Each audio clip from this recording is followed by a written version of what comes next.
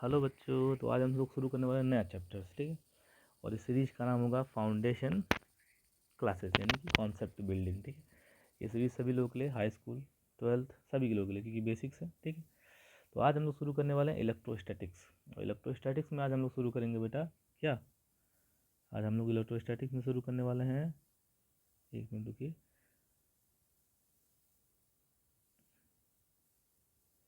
आज हम लोग इलेक्ट्रोस्टैटिक्स में शुरू करने वाले हैं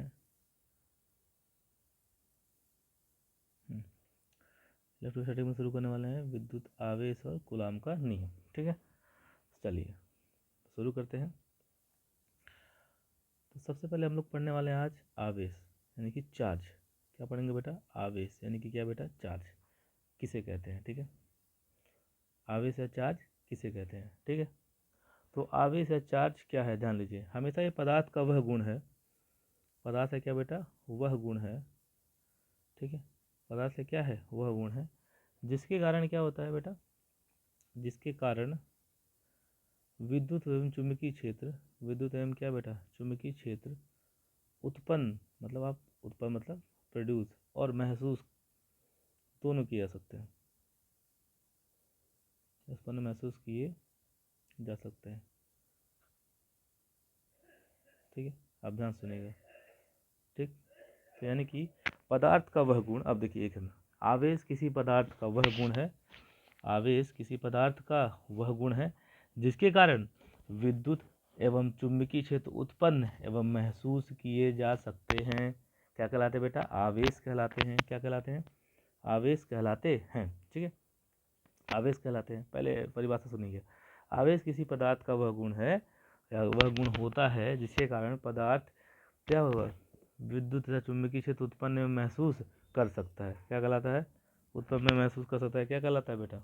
आवेश कहलाता है, ठीक है। चलिए आगे बढ़ते हैं और इसको ज़रा ध्यान से सुनिएगा। आवेश कहलाता है तो असल में आवेश है क्या बेटा? है तो आवेश का सही मतलब ये है बेटा कि किसी भी वस्तु में ना, जब किसी भी वस्तु में, जब वस्तु में क्या होता है, इलेक्ट्रॉन की कमी हो जाए या इलेक्ट्रॉन की क्या हो जाए, अधिकता हो जाए, ऐसे कंडीशंस में क्या होता है, किसी के ऊपर आवेश आता है।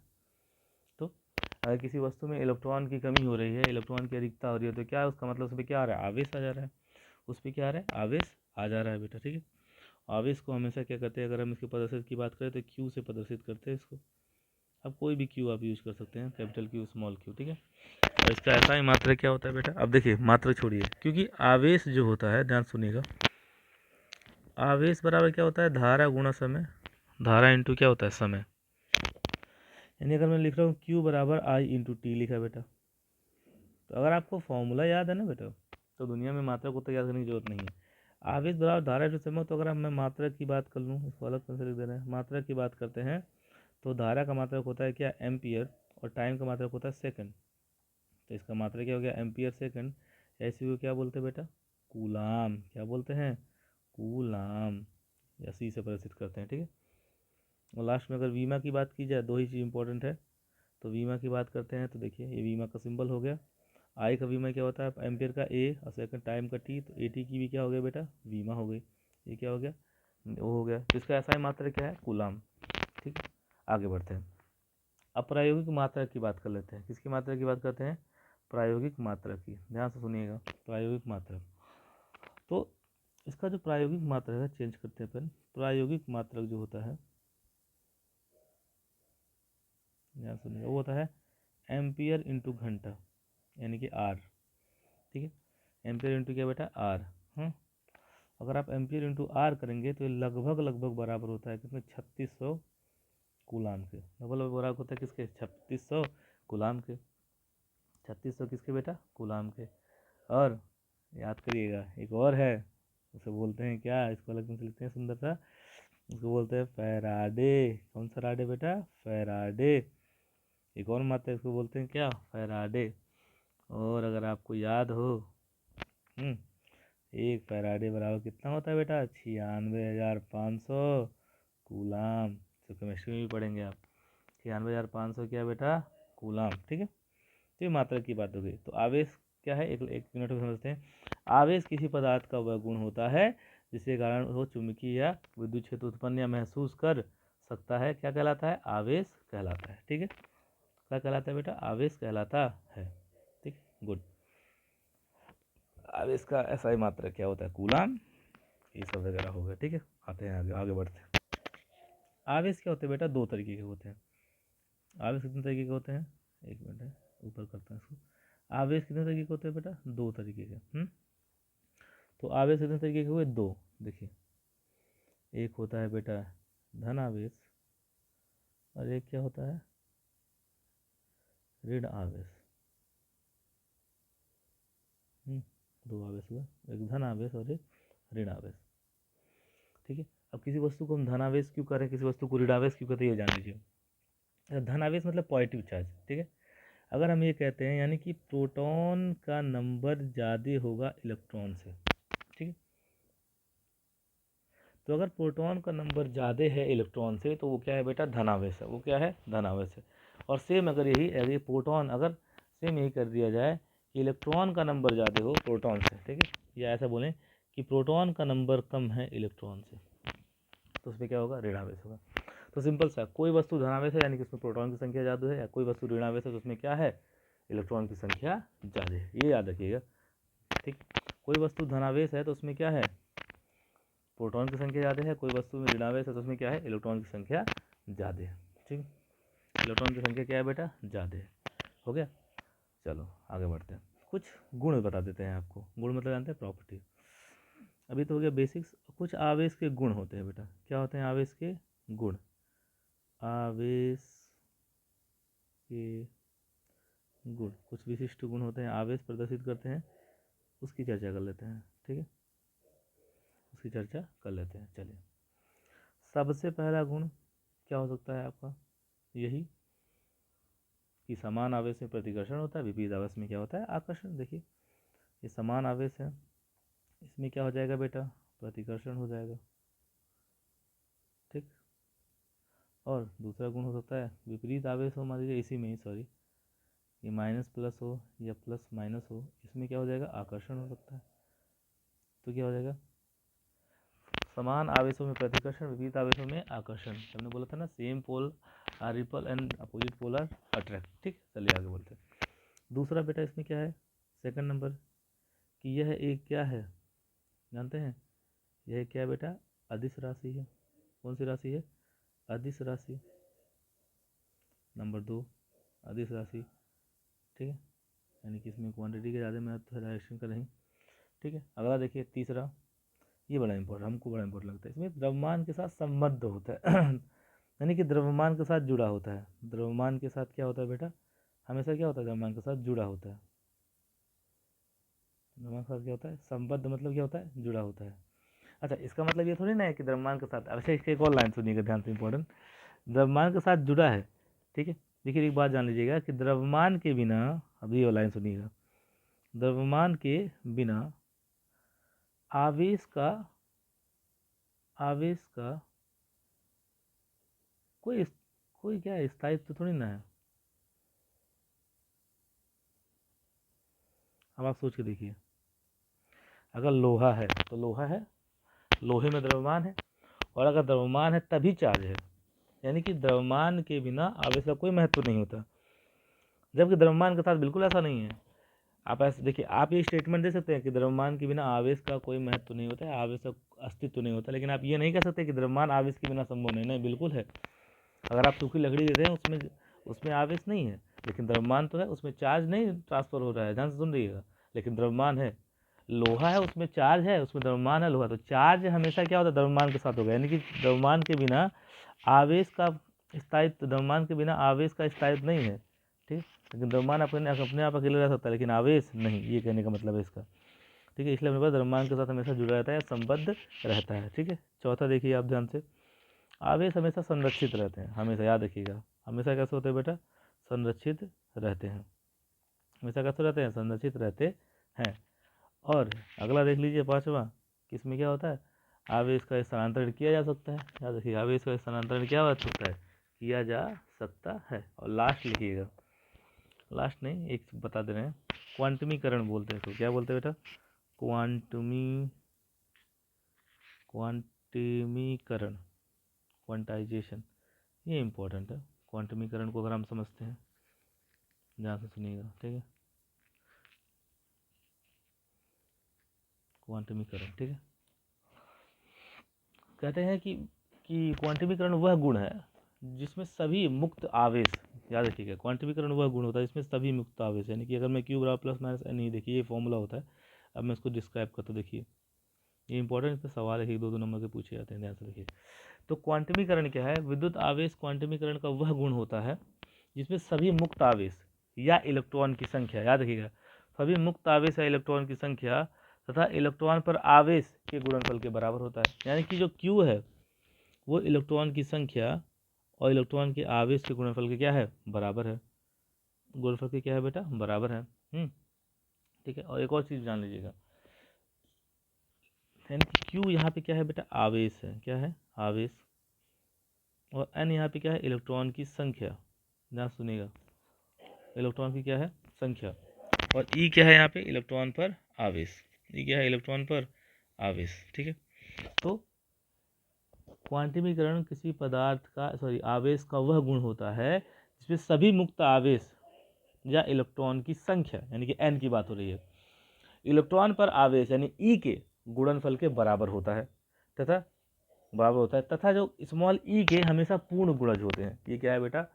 क्वांटमीकरण का नियम, याद रखना इस बात को, ठीक है। अगला प्रॉपर्टी देख लेते हैं बेटा हम लोग, अगले नंबर की प्रॉपर्टी, तो आपको समझ में आएगा कि आवेश एक अपरिवर्तनशील राशि, परिवर्तन तो नहीं होता है, ठीक है। अच्छा, एक और चीज़ बताते हैं, इंटरेस्टिंग बात आपको, इंपॉर्टेंट के हिसाब से, ठीक है। यदि आवेश Q कोई मोशन नहीं कर रहा है, यानी V बराबर 0 है, यदि आवेश Q, ठीक है, V बराबर नियत से आगे बढ़ रहा है, नियत वेग से, तो ऐसे केस में केवल इलेक्ट्रिक फील्ड यानी विद्युत क्षेत्र उत्पन्न होता है। और ऐसे क्षेत्र में क्या होता है? विद्युत क्षेत्र और चुंबकीय क्षेत्र दोनों उत्पन्न होते हैं। विद्युत क्षेत्र और चुंबकीय क्षेत्र दोनों उत्पन्न होते हैं। तो तीसरी कंडीशन भी है बेटा, ये तीसरी कंडीशन यहाँ लिख दे रहे हैं कोने पे, तीसरी कंडीशन भी है, और वो क्या है कि V चल तो रहा है लेकिन नियत नहीं है भैया। ले, V मतलब वेलोसिटी तो है, नियत नहीं है, मतलब समय के साथ परिवर्तित हो रही है। तो ऐसे को बोलते हैं विद्युत चुंबकीय तरंगे। क्या बोलते हैं? विद्युत चुंबकीय तरंगे। तो यानी कि अगर कोई चार्ज रुका हुआ है, स्थिर है, तो उससे केवल विद्युत क्षेत्र उत्पन्न होता है, जो हम यहाँ बोल रहे हैं वेक्टर E से। यदि कोई चार्ज नियत है तो उसमें विद्युत और चुंबकीय क्षेत्र दोनों उत्पन्न होते हैं।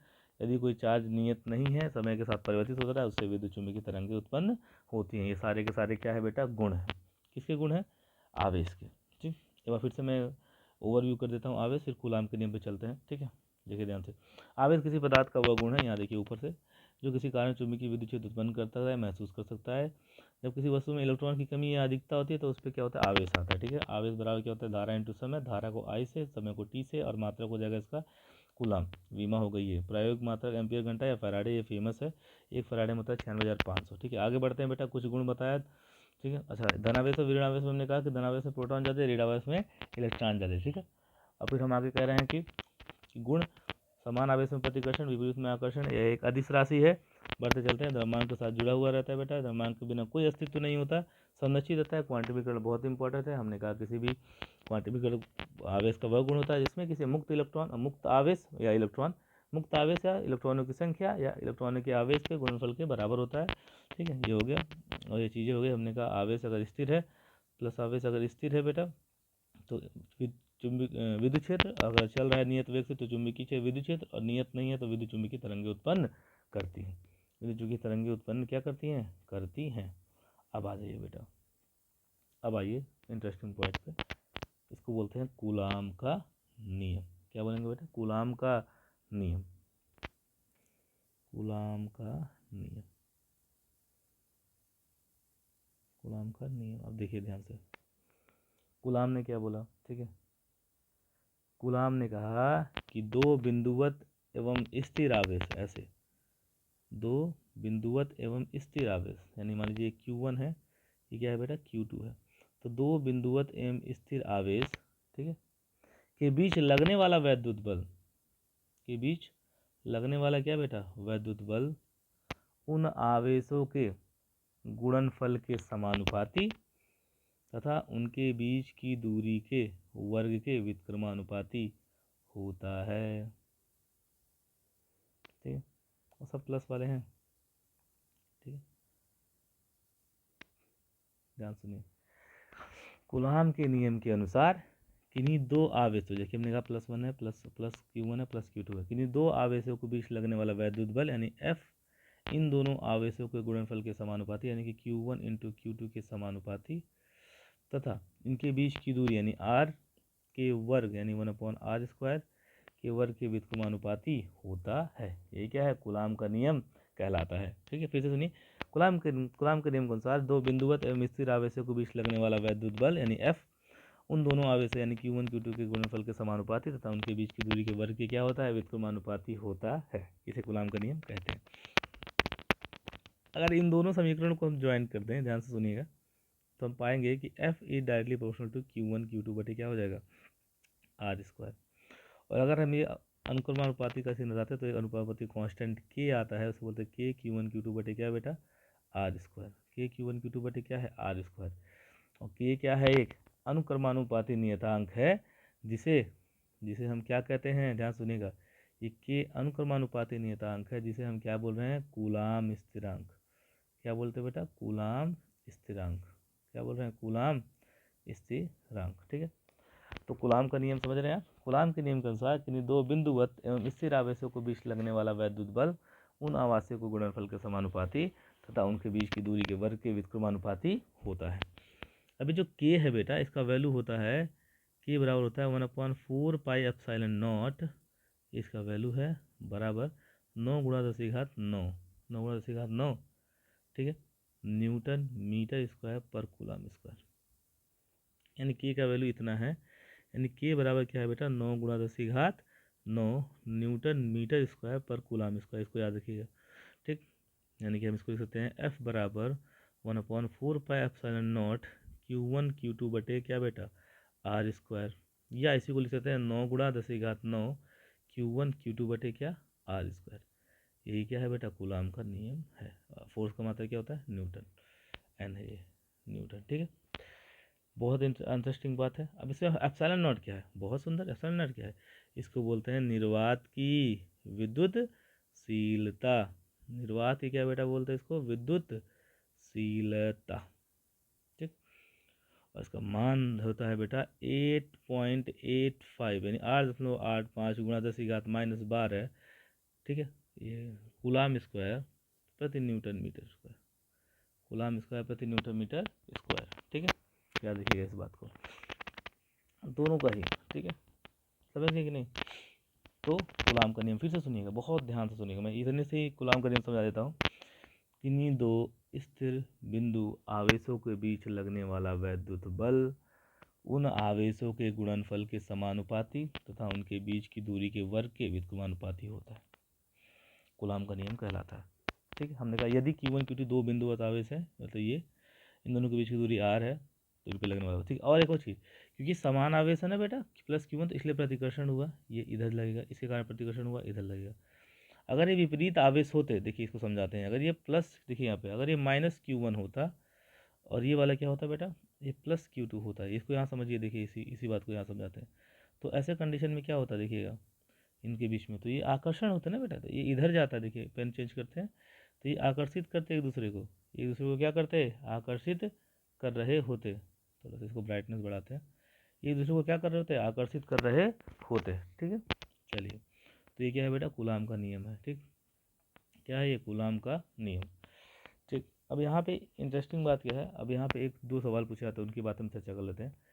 यहाँ पे पूछता है K की बीमा और एप्सिलॉन नॉट की बीमा। किसकी बीमा? K की बीमा और एप्सिलॉन नॉट की बीमा। ठीक है, दोनों की बात करते हैं। तो वह अब बीमा की बात कर रहे हैं, तो पहली बात तो F का बीमा सबको पता है। F क्या है? बल, इसका मात्रक क्या है? न्यूटन। ठीक, इसका मात्रक न्यूटन है, तो हमको न्यूटन पता है क्या होता है? mL/-2। ये तो सब जानते हैं, इसकी बात छोड़िए आप। अब K की बीमा को देखते हैं, दो तरीके से निकालेंगे। किस तरीके से? दो।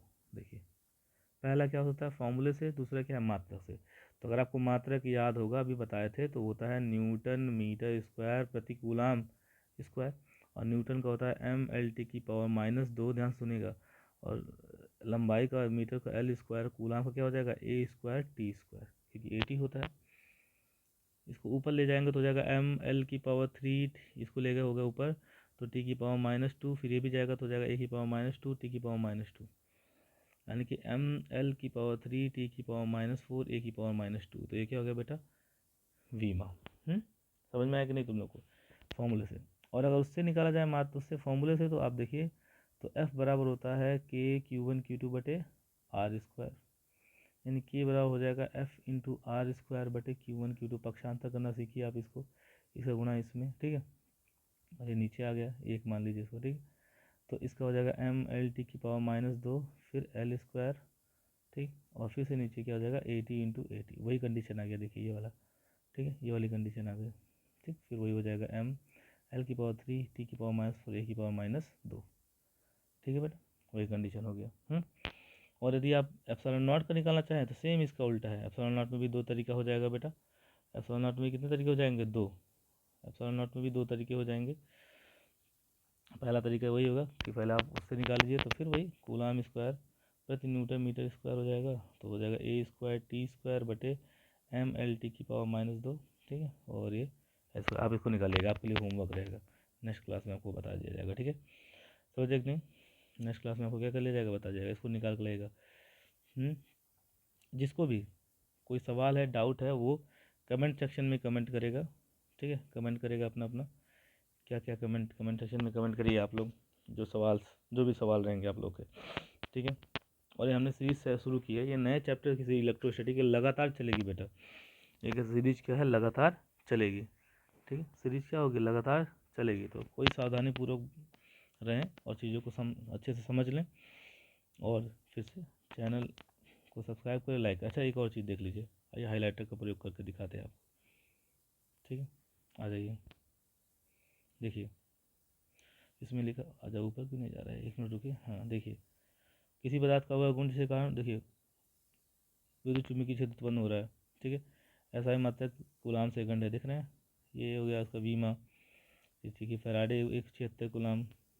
और ये देखिए यहाँ पे क्या होता है, प्रोटॉन की तुलना में इलेक्ट्रॉन की कमी, प्रोटॉन की तुलना में इलेक्ट्रॉन की अधिकता। ध्यान से देखिए, आइए प्रतिकर्षण आकर्षण, देखिए मैं दिखा दे रहा हूँ नोट्स के अंदर, द्रव्यमान के साथ संबद्ध रहते हैं। क्वांटमीकरण हो गया बेटा, प्लस माइनस क्यू ई हो गया, देखते चले जाइए आप लोग। हाँ, ऊपर क्यों नहीं जा रहा है, देखिए स्थिर है बेटा, जब स्थिर है तो देखिए आप केवल ये उत्पन्न कर रहा है, ठीक है। जब ये मोशन कर रहा है नियत में, तो दोनों उत्पन्न कर रहा है। जब नियत नहीं है तो विद्युत चुम्बकीय तरंगें उत्पन्न कर रहा है। कूलाम का नियम देखिए आप, तो बिंदुवत आवेशों को भी लगने वाला आवेशों के गुणनफल के समानुपाती है, और उनकी दूरी के वर्ग के व्युत्क्रमानुपाती है, ठीक है। इस तरीके से माना कि 1 Q2 दो आवेश हैं, दूसरे से आर्बिटर की दूरी पर स्थित है। ये देखिए फॉर्मूला आ गया आपका, देख रहे हैं। और यहाँ पे के क्या है, कूलाम स्थिरांक है। आगे बढ़िए, देखिए के का ये मात्रक हो गया, यहाँ पे लड़की मात्रक गलत लिखी है, देखिए ये जिसका कॉपी है यहाँ पे देखिएगा ये गलत है, यहाँ पे कूलाम स्क्वायर प्रति न्यूटन मीटर स्क्वायर होना चाहिए, ठीक है। तो ये देखिए एप्सिलॉन नॉट का वैल्यू हो गया, ये इसका वैल्यू हो गया, समझे कि नहीं। इस तरीके से हमने क्या किया है, कंप्लीट किया इसको, ठीक। और यहाँ पे बीमा वगैरह भी होगा जरूर चर्चा। देखिए एप्सिलॉन नॉट का बीमा हमने निकाला है, एप्सिलॉन नॉट का है ना, हाँ।